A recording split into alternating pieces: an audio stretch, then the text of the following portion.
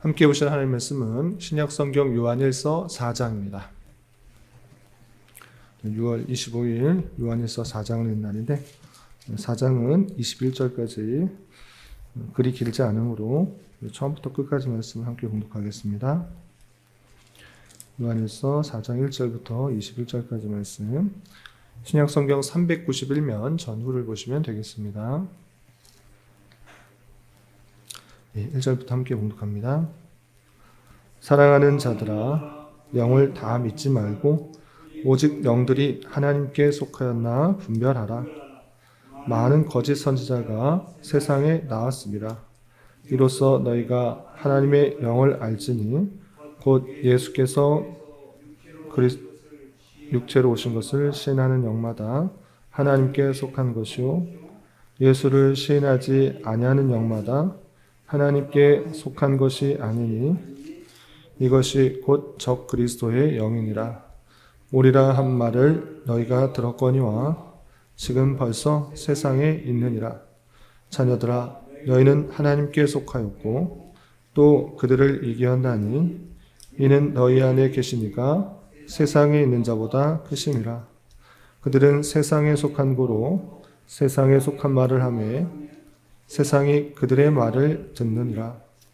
우리는 하나님께 속하였으니 하나님을 아는 자는 우리의 말을 듣고 하나님께 속하지 아니한 자는 우리의 말을 듣지 아니하나니 진리의 영과 미혹의 영을 이로써 아느니라. 사랑하는 자들아, 우리가 서로 사랑하자. 사랑은 하나님께 속한 것이니 사랑하는 자마다 하나님으로부터 나서 하나님을 알고 사랑하지 아니하는 자는 하나님을 알지 못하나니 이는 하나님은 사랑이심이라. 하나님의 사랑이 우리에게 이렇게 나타난 바 되었으니 하나님이 자기의 독생자를 세상에 보내심은 그로 말미암아 우리를 살리려 하심이라. 사랑은 여기 있으니 우리가 하나님을 사랑한 것이 아니요 하나님이 우리를 사랑하사 우리 죄를 속하기 위하여 화목제물로 그 아들을 보내셨습니다. 사랑하는 자들아, 하나님이 이같이 우리를 사랑하셨은즉 우리도 서로 사랑하는 것이 마땅하도다. 어느 때나 하나님을 본 사람이 없으되 만일 우리가 서로 사랑하면 하나님이 우리 안에 거하시고 그의 사랑이 우리 안에 온전히 이루어지느니라. 그의 성령이 우리에게 주심으로 우리가 그 안에 거하고 그가 우리 안에 거하시는 줄을 아느니라. 아버지가 아들을 세상의 구주로 보내신 것을 우리가 보았고 또 증언하노니 누구든지 예수를 하나님의 아들이라 시인하면 하나님이 그의 안에 거하시고 그도 하나님 안에 거하느니라. 하나님이 우리를 사랑하시는 사랑을 우리가 알고 믿었노니 하나님은 사랑이시라. 사랑 안에 거하는 자는 하나님 안에 거하고 하나님도 그의 안에 거하시느니라. 이로써 사랑이 우리에게 온전히 이루어진 것은 우리로 심판날에 담대함을 가지게 하려 함이니 주께서 그러하신 것 같이 우리도 이 세상에서 그러하니라. 사랑 안에 두려움이 없고 온전한 사랑이 두려움을 내쫓나니 두려움에는 형벌이 있음이라. 두려워하는 자는 사랑 안에서 온전히 이루지 못하였느니라. 우리가 사랑함은 그가 먼저 우리를 사랑하셨습니다.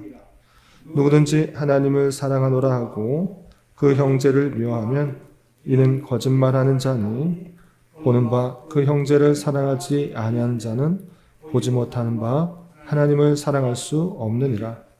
우리가 이 계명을 주께 받았나니 하나님을 사랑하는 자는 또한 그 형제를 사랑할지니라. 아멘. 감사합니다. 오늘 함께 살펴볼 하나님 말씀은 요한일서 4장입니다. 우리가 어제 살펴봤던 요한일서 3장에서는 주님의 놀라운 사랑을 받은 자로서 서로 사랑하며 살아야 할 것을 강조하는 말씀을 살펴볼 수 있었고, 이어지는 4장에서도 서로 다른 영을 분별할 것과 하나님의 사랑을 받은 자로서 눈에 보이는 형제들을 서로 사랑할 것을 또다시 강조하는 말씀을 나오고 있습니다. 내용을 좀 더 자세히 살펴보면서 교훈받도록 하겠습니다. 우선 1절부터 6절까지는 서로 다른 영이 있기 때문에 영적인 현상이 있을 때 그냥 다 믿는 것이 아니라 분별해야 될 것을 강조하는 말씀이 나오는데 내용이 이렇습니다. 1절에서 보시면 사랑하는 자들아 영을 다 믿지 말고 오직 영들이 하나님께 속하였나 분별하라. 많은 거짓 선자가 세상에 나왔습니다. 라고 표현하고 있습니다. 영을 다 믿지 말라. 하나님께 속한 영이 있고 세상에 속한 영이 있어서 영을 분별해야 된다라고 강조하고 있습니다. 영적인 현상이 눈에 나타날 때 그것을 다 믿는 것이 아니라 거짓 영인지 거짓 선지자를 통하여서 나온 영인지 분별해야 되는데 그럼 어떻게 무슨 기준을 가지고 분별할 수 있습니까? 라고 할 때 2절에 이렇게 알려주고 있습니다. 2절 보시면 이로써 너희가 하나님의 영을 알지니 곧 예수 그리스도께서 육체로 오신 것을 시인하는 영마다 하나님께 속한 것이요 라고 하면서 하나님의 영 이것을 어떻게 하는가 라고 할 때 그 기준은 예수 그리스도께서 육체로 오신 것을 시인하는 것 그것이 하나님께로 온 영으로 우리가 이해된다라고 표현하고 있습니다. 이것이 당시에 영지주의자들의 거짓 주장, 잘못된 주장들인데 이것은 하나님께서 이 땅으로 오신 것, 그것은 사람의 그 불결하고 죄 많은 육체로 올 수가 없다. 그냥 사람처럼 보이는 그런 모습일 뿐이다. 이렇게 주장하는 사람들이 있었던 것입니다. 이른바 영지주의자들의 가현설인데 그런 것 믿지 말라라는 것입니다. 주님께서는 우리의 죄를 위하여서 사람이 되신 것이지 사람처럼 보이는 모습으로 오신 것이 아니다라고 그렇게 알아야 될 것입니다. 그래서 3절에 보시면 세상에 속한 영들이 어떻게 주장하는지 이렇게 나오고 있습니다. 3절 보시면 예수를 시인하지 아니하는 영마다 하나님께 속한 것이 아니니 이것이 곧 적 그리스도의 영이니라. 오리라 한 말을 너희가 들었거니와 지금 벌써 세상에 있느니라 라고 하면서 예수님께서 실제로 사람이 되신 것도 아니고 예수를 시인하지 않은 것 하나님의 아들이 아니고 또 그를 통해서 구원받지 않는다 이런 이야기를 하는 것 다 적 그리스도요 세상에 속한 영이다 라고 표현하고 있는 것입니다. 그리고 예수님께서도 그러하신 것처럼 말세 때에 그런 사람들이 많이 나타날 것을 이야기하였는데 벌써 세상에 있다라고 강조하면서 다양한 영적 현상에 대해서 분별할 것을 교훈하고 있는 것을 보게 됩니다. 그런데 4절에 보시면 이런 영적인 세상 속에서 어떻게 분별해야 되는지 또 어떠한 자세로 가져야 되는지 4절부터 6절까지 이렇게 교훈하고 있습니다. 쭉 보시면 자녀들아 너희는 하나님께 속하였고 또 그들을 이겼나니 이는 너희 안에 계시니가 세상에 있는 자보다 크심이라. 그들은 세상에 속한 고로 세상에 속한 말을 하며 세상이 그들의 말을 듣느니라. 우리는 하나님께 속하였으니 하나님을 아는 자는 우리의 말을 듣고 하나님께 속하지 아니하는 자는 우리의 말을 듣지 아니하나니 진리의 영과 미혹의 영을 이로써 아느니라 라고 하면서 세상에 속한 사람과 하나님께 속한 사람 완전히 구분되어 있는데 세상에 속한 사람들은 세상에 속한 말을 듣고 그것을 따르지만 우리는 하나님께 속하기 때문에 우리 말을 듣고 우리의 교훈들을 따라야 된다라고 표현하고 있는 것입니다. 이렇게 진리의 영과 미혹의 영이 항상 있을 것인데 그것을 잘 분별하여서 살아가야 된다는 것들을 교훈하고 있는 것입니다. 이런 말씀은 그때 당시에 국한될 일로 여길 것만이 아니라 오늘날에 있어서도 마찬가지로 이런 말씀을 잘 귀담아 들어 영을 분별할 수 있는 힘과 능력을 길러야 될 것입니다. 어떻게 영을 분별합니까? 오늘날에 있어서 가현설을 주장하는 사람들은 많지 않습니다. 예수님께서 어떻게 육체로 오셨는가? 그것을 부인하는 사람보다는 오히려 예수님은 사람일 뿐이지 어떻게 하나님이냐라고 말하면서 그의 신성을 부인하는 사람들이 많습니다. 또한 자신이 예수 그리스도를 현현이 되어서 내가 구세주다, 내가 재림주다 라고 말하는 사람들이 많이 늘어나는 것입니다. 각양각색으로 성경을 조금씩 인용하면서 자기가 어떤 특별한 능력을 가진 것처럼 주장하는 사람들이 오늘날 대단히 많이 나타나고 있는 것입니다. 그런데 그것을 분별하지 못한다고 하면 기독교 방송, 매체 또는 다양한 유튜브 이런 것을 통해서 들리는 말을 통해서 분별하지 못하는 경우가 종종 생기는 것입니다. 그러니 우리는 하나님의 말씀 전체를 부지런히 바로 이해하여서 그 모든 것들을 분별할 수 있어야 할 것입니다. 오늘날 요한 1서에서 나오는 가장 간단한 구별 이외에도 다양한 이단과 이단 사설과 또 그런 사이비 종교들 또 이단들이 많이 있으므로 분별할 수 힘이 있어야 되는데 그들도 똑같이 성경의 몇 구절을 끌어다가 자신의 주장을 펼치는 것입니다. 이런 성경 구절, 이런 성경 구절 다 끌어다가 자신의 주장을 그냥 펼치는 것입니다. 그런데 성경에 있는 말이니 그 말이 맞는가 보다라고 믿어서는 안 될 것입니다. 우리는 성경 66권 전체를 하나님의 정확무한 말씀으로 받아들이고 또 그 말씀이 어떻게 되는지 부지런히 살피지 않고 또 역사적 정통 아래에 교리로 정립되어 있는 그 교리의 내용을 알지 못한다고 하면 쉽게 성경을 자기 주장을 펼치기 위한 수단으로 사용되고 있는 오늘날의 다양한 잘못된 영들에 대해서 분별하지 못하게 되는 것입니다.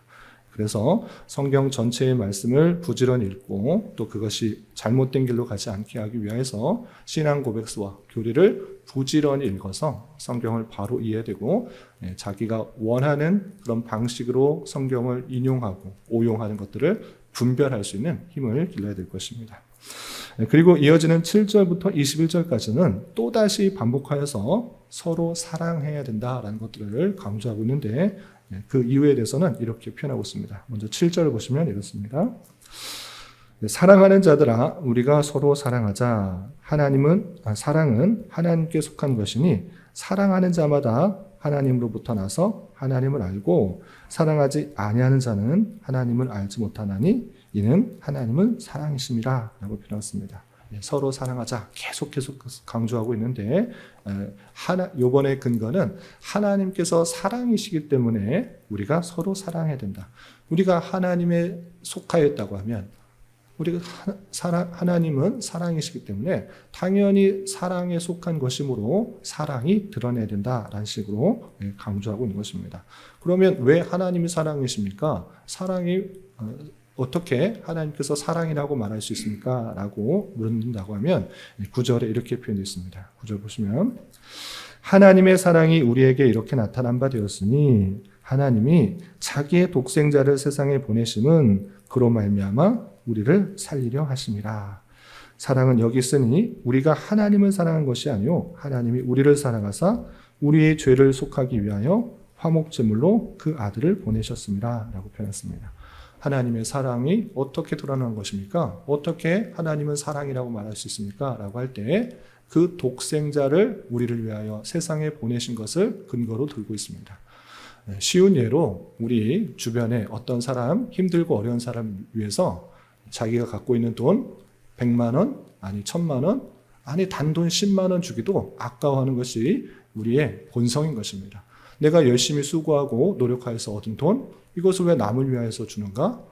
아깝다 생각하는 것이 인간의 그런 완악하고 부패된 그런 본성일 것입니다. 그 조그만 돈도 아까울진데 하나님께서는 우리를 사랑하셔서 어떻게 하셨는가? 가장 아끼고 또 귀한 그 독생자를 보내신 것입니다. 그 돈 100만 원, 1000만 원 이 정도가 아니라 가장 귀한 것, 그의 생명까지 하나같이 여기는 그 독생자를 이 땅에 보내셔서 우리의 죄를 위하여 십자가에 달려 돌아가셨다. 그만큼 너희를 사랑하는 것이다 라고 보여준 것입니다. 이보다 더 큰 사랑이 없고 이보다 더 큰 은혜가 없는 것입니다. 이렇기 때문에 우리가 하나님을 사랑한 것이 아니라 하나님께서 우리를 사랑하셔서 그 놀라운 은혜를 받은 줄 알아. 어떻게 되는가? 11절 하나님이 이같이 우리를 사랑하셨은즉 우리도 서로 사랑하는 것이 마땅하도다라고 하면서 하나님의 놀라운 사랑을 받은 자답게 서로 사랑해야 된다라고 표현하고 있습니다. 뿐만 아니라 세상 사람들이 하나님을 어떻게 하는가? 하나님은 영이시기 때문에 본 사람도 없고 예수 그리스도께서 다시 필요할 때마다 이곳저곳에 현현하셔서 나타나시는 것도 아닌데 하나님을 도대체 어떻게 알 수 있는가라고 할 때 12절에 이렇게 표현하고 있습니다. 12절 보시면 어느 때나 하나님을 본 사람이 없을 때 만일 우리가 서로 사랑하면 하나님이 우리 안에 거하시고 그의 사랑이 우리 안에 온전히 이루어지느니라 라고 하면서 서로 사랑하는 것을 모습을 통하여서 저 사람은 다르구나. 어떻게 저렇게 부족하고 연약함에도 불구하고 사랑할 수가 있는가. 나에게 상처 주고 힘들고 어렵게 하는데 어떻게 저렇게 품어줄 수 있는가. 어떻게 저렇게 도와줄 수 있는가. 저것은 놀라운 은혜를 받은 자다. 사랑을 받은 자다. 하나님께서 계시기는 계신가 보다. 이렇게 느낀다라는 것입니다. 그래서 우리가 서로 사랑하는 것을 통하여서 세상 사람들이 하나님을 알고 보게 될 것이다 라고 표현하고 있는 것입니다. 그런데 서로 사랑하는 그 것 외에 이것은 의무로서만 그치는 것이 아니라 하나님의 놀라운 사랑을 깨달은 자로서의 마땅한 자세일 뿐만 아니라 하나님의 사랑을 깨달으면 이 땅을 살아갈 때 어떤 유익들이 있는지에 대해서 또 이렇게 밝히고 있습니다. 좀 건너뛰어서 17절, 18절에 이렇게 되어 있습니다. 17절, 18절 보시면 이로써 사랑이 우리에게 온전히 이루어진 것은 우리로 심판날에 담대함을 가지게 하려 함이니 하나님의 놀라운 사랑을 받으면 어떤 유익들이 있는가? 우리로 심판날에 담대함을 가지게 하려 함이니 라고 표현하고 있습니다. 또 18절에서도 사랑 안에 두려움이 없고 온전한 사랑이 두려움을 내쫓나니 두려움에는 형벌이 있습니다. 두려워하는 자는 사랑 안에서 온전히 이루지 못하였느니라 라고 표현하고 있습니다. 어떤 유익이있는가? 심판날에 대해서 두려워하는 것이 아니라 담대함이 있다. 심판날이 있는데 두려워하고 또 걱정하는 사람이 있다. 그건 하나님의 사랑을 알지 못한 자다라고 표현하고 있는 것입니다. 하나님께서 사랑이시다. 그리고 그 사랑이 우리에게 나타났다라는 것은 무엇을 의미하는 것입니까? 내 힘, 내 능력, 내 열심, 내 선, 내 의 때문에 구원받는 것이 아니라는 것입니다. 그것이 아니라 내가 하나님을 사랑했다라는 것이 아니라 내가 하나님의 그 기준을 다 만족했다는 것이 아니라 하나님께서 우리를 사랑하셔서 독생자를 이 땅에 보내주셨다라는 것입니다. 너희 어떤 것도 보지 않고 내가 너희를 택하였고 너희를 위하여 예수 그리스도를 보내셨다. 그 놀라운 사랑을 받은 자다라는 것입니다. 이 놀라운 사랑을 아는 자는 내 어떠함 때문에 그 구원에서 이탈되는 것도 아니고 또 천국에 못 가는 것이 아니라는 사실들을 알았기 때문에 하나님의 놀라운 그 사랑에 붙들려 있는 자라는 것을 알기 때문에 심판날이 언제이든지 간에 내일이든지 모레든지 언제든지 상관없이 나는 하나님의 택함을 받았고 놀라운 사랑을 받은 자다. 내가 언제 주님께 붙들림을 받은지 주님께서 언제 다시 오시든지 상관없이 난 두려움이 없다. 나는 놀라운 은혜와 사랑을 받은 자로서 이 땅에서 감사함으로 기쁨으로 살아가는 것이다 라고 표현하고 있습니다. 그러면서 다시 한번 20절에 그런 사랑을 받았기 때문에 눈에 보이는 형제들을 더욱더 잘 사랑해야 된다라고 또 강조하고 있습니다. 20절 보시면 누구든지 하나님을 사랑하노라 하고 그 형제를 미워하면 이는 거짓말하는 자니 보는 바 그 형제를 사랑하지 아니하는 자는 보지 못하는 바 하나님을 사랑할 수 없느니라 라고 하면서 하나님 사랑한다. 하나님 놀라운 사랑 받았다. 이렇게 말할 수 있는 자는 눈에 보이는 형제를 사랑하는 것이 마땅하다. 눈에 보이는 형제도 사랑하지 않으면서 하나님을 사랑한다. 보이지 않는 하나님을 사랑한다. 말이 되지 않는다. 라고 하면서 하나님의 그 놀라운 사랑을 받은 자로서 먼저 눈에 보이는 형제를 더욱더 사랑해야 된다라고 표현하고 있습니다. 그리고 마지막 21절에서도 또다시 반복하여서 이렇게 형제 사랑에 대해서 표현하고 마치게 됩니다. 21절 보시면 우리가 이 계명을 주께 받았나니 하나님을 사랑하는 자는 또한 그 형제를 사랑할지니라 라고 표현하고 있습니다. 사도 요한은 계속해서 복음서뿐만 아니라 서신서의 형제 사랑을 더욱더 강조하면서 하나님의 놀라운 사랑을 받은 자로서는 마땅히 형제를 사랑하는 것으로 드러나야 될 것이고, 또 그 모습 속에서 하나님의 그 놀라운 사랑들이 믿지 않는 사람까지도 퍼지게 되고, 또한 그 속에서 하나님의 택하신 백성들이 주께 돌아올 것을 교훈하고 있는 것을 보게 됩니다. 이런 말씀의 교훈에 따라서 우리가 하나님의 사랑들을 어떻게 세상 사람들에게 알려줄 수 있겠습니까? 물론 복음을 전하는 것, 그것도 아주 중요한 일입니다. 그러나 그 말뿐만 아니라 행동 속에서 하나님의 놀라운 사랑을 받은 자로서의 모습이 드러나야 될 것입니다. 말로만 하나님은 사랑이십니다, 하나님께서 우리를 사랑하셔서 예수 그리스도를 보내주셨습니다, 그런 내용들을 말하는 것에서 말만 그렇게 하고 실제 삶의 모습에 있어서는 전혀 그 사랑을 받은 자로서의 모습이 드러나지 않고, 천국을 소유한 자로서의 모습이 드러나지 않고, 자기 유익과 기쁨과 만족만, 안위만 챙긴다고 하면 세상 사람들과 전혀 다를 바 없는 모습일 것입니다.